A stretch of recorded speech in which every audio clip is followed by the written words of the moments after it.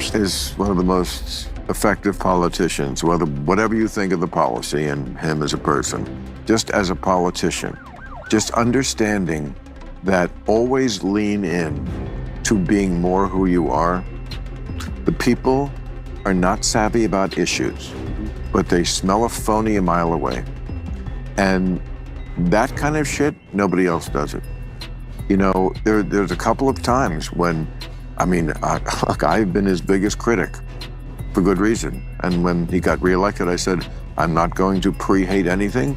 And then the first week I said, well, there's lots of things I hate because I do. Okay, there's some things I don't hate also, but the way he can do that and sometimes kind of make me go, oh man. Is for allowing people who are complaining about your tariffs to be permanently labeled as whiny, retarded, sad little bitches. Hold it. This is a good one. Is everybody listening? And others. We have a couple of senators here. I just don't particularly like them, so I won't introduce. Over the course of this amazing season, the members of this team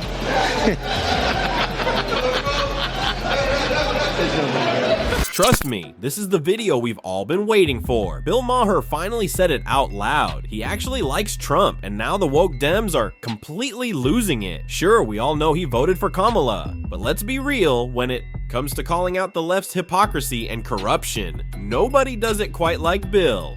The left that I would say they like to do is judge you by your worst moment. Yes, and sometimes that's why MAGA is immune, because they can only do it to their own.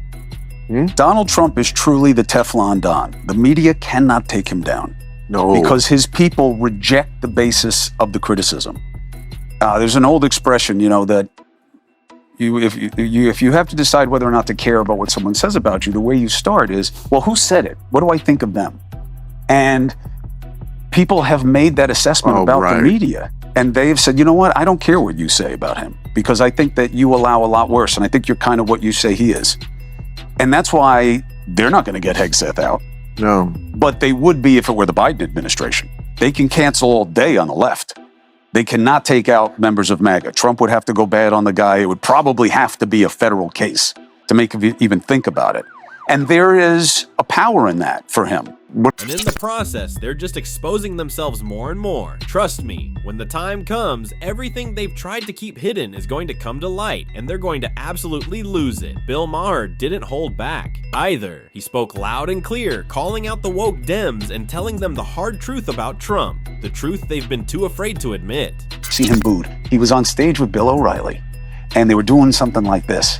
And O'Reilly, out of nowhere, you know, because he's pretty deferential to Trump. I don't care what he said. But he looks at him and says, let's just get this out of the way.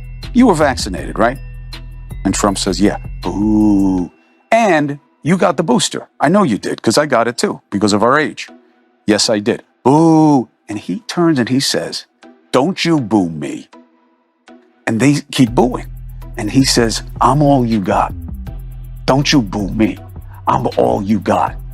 And they settled down, and it was a really interesting moment. I mean, Trump really interesting is one of the most effective politicians, whatever you think of the policy and him as a person, just as a politician, just understanding that always lean in to being more who you are. The people are not savvy about issues, but they smell a phony a mile away. And that kind of shit, nobody else does it. You know, there's a couple of times when, look, I've been his biggest critic for good reason. And when he got reelected, I said, I'm not going to pre-hate anything. And then the first week I said, well, there's lots of things I hate because I do.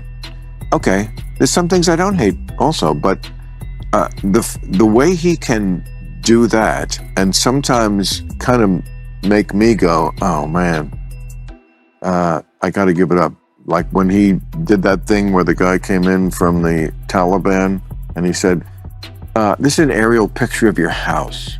If during our withdrawal, one American is hurt, just know I know where you live. I was like, oh, can we just play the music now? Because I don't care. It's Donald Trump and he's the worst person ever, blah, blah, blah.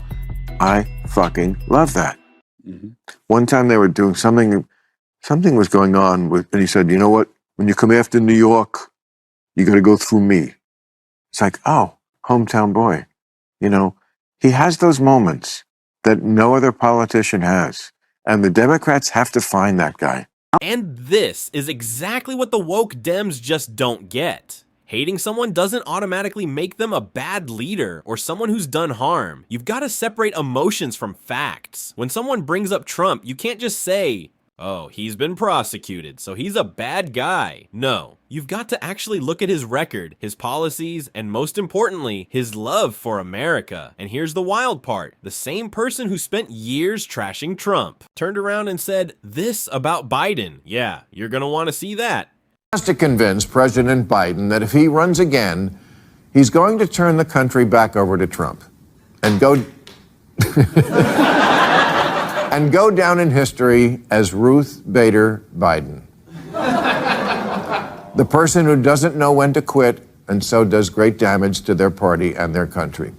All of us who like Joe Biden have been struggling lately with the political situation in the Democratic Party. An incumbent we admire who acquitted himself well in a first term, but who even members of his own party don't want to see run for a second, despite a touching letter of recommendation from Ashton Kutcher and Mila Kunis. I kid, they shouldn't have gotten shit for that. If you ask me, do I think Joe Biden can do the job of president? My answer is an unequivocal yes, he can do the job. Do I love everything? No, but that's every president. But government work is done in small, quiet rooms like the Oval Office. And in that setting, Joe's compassion and centuries of experience are pluses. And he's generally made good decisions that got us out of Afghanistan, handled Ukraine, kept the economy chugging, finally got us rebuilding infrastructure, returned a sense of normalcy. There's a term for Joe Biden, but not two. And honestly, even what Bill said about Biden isn't something I fully agree with. Sure, maybe he's done a few things here and there, but let's be real, it's not enough to shift the direction this country's headed. I don't hate Biden as a person. I just don't have to agree with everything he does. The real point is this: what Trump has accomplished just this month alone is already making waves. Real momentum, real change. Has to convince President Biden that if he runs again, he's going to turn the country back over to Trump and go and go down in history as Ruth Bader Biden.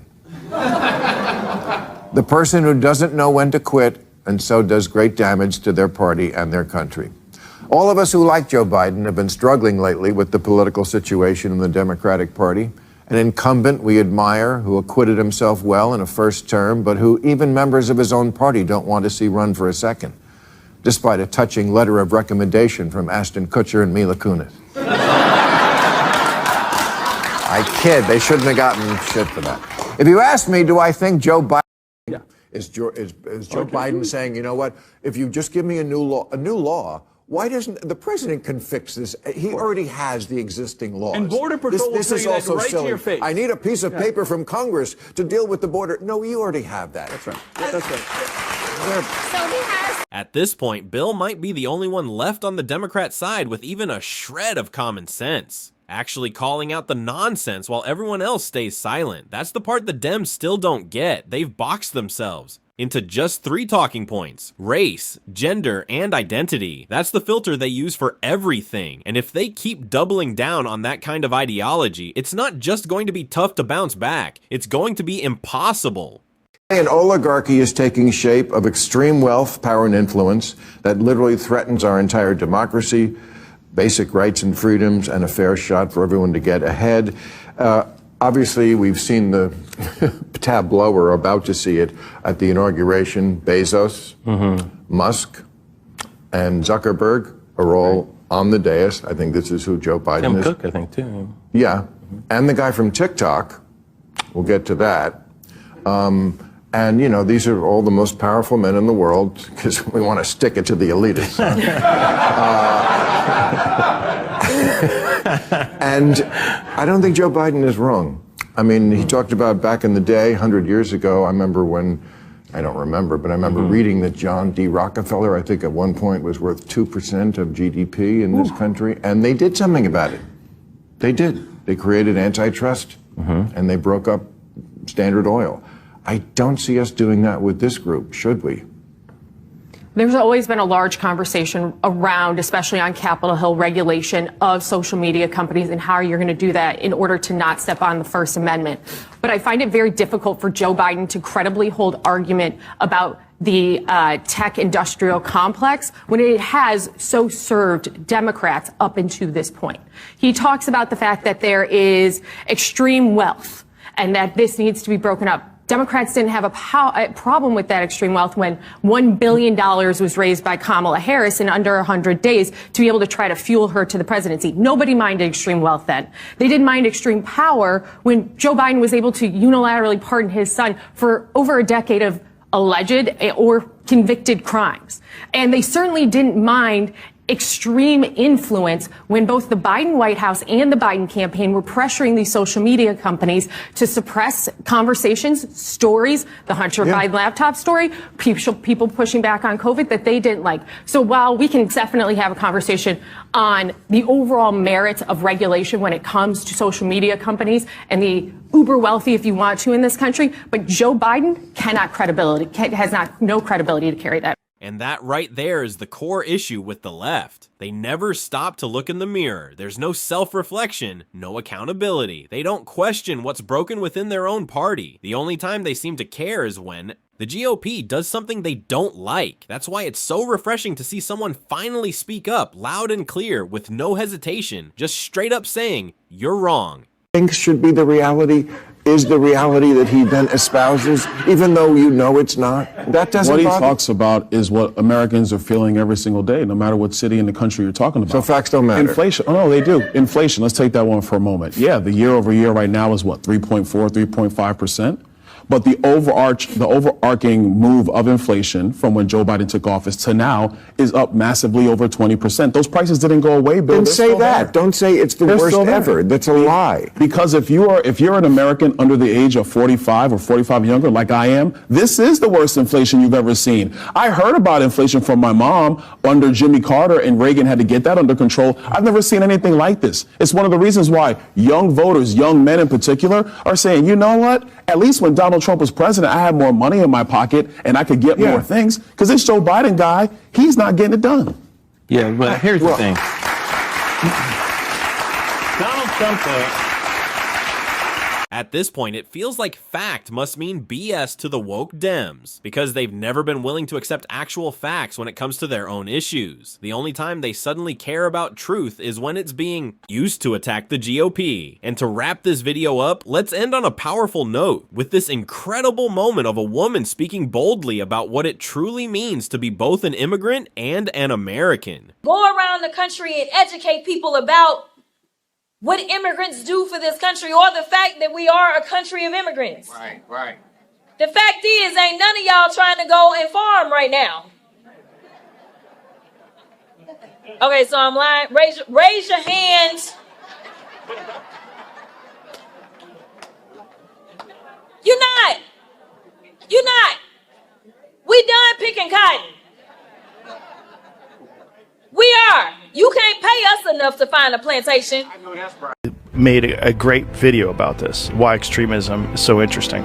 From 30 years ago, in pre-social media, there's no social media at this time, and he essentially nails what's going on with both the right-wing extremists and the left-wing extremists. Seriously though, we've heard a lot about extremism recently, a nastier, harsher atmosphere everywhere, more abuse and bother boy behavior, less friendliness and tolerance and respect for opponents. All right, but what we never hear about extremism is its advantages. Well, the biggest advantage of extremism is that it makes you feel good, because it provides you with enemies. Let me explain. The great thing about having enemies is that you can pretend that all the badness in the whole world is in your enemies and all the goodness in the whole world is in you. So, if you have a lot of anger and resentment in you anyway, and you therefore enjoy abusing people, then you can pretend that you're only doing it because these enemies of yours are such very bad persons. and that if it wasn't for them, you'd actually be good-natured and courteous and rational all the time. If you want to feel good, become an extremist. If you join the hard left, they'll give you their list of authorized enemies. Or, if you'd rather be an extremist on the hard right, no problem, fine, you still get a lovely list of enemies, only they're different ones. Once you're armed with one of these super lists of enemies, you can be as nasty as you like, and yet feel your behaviors morally.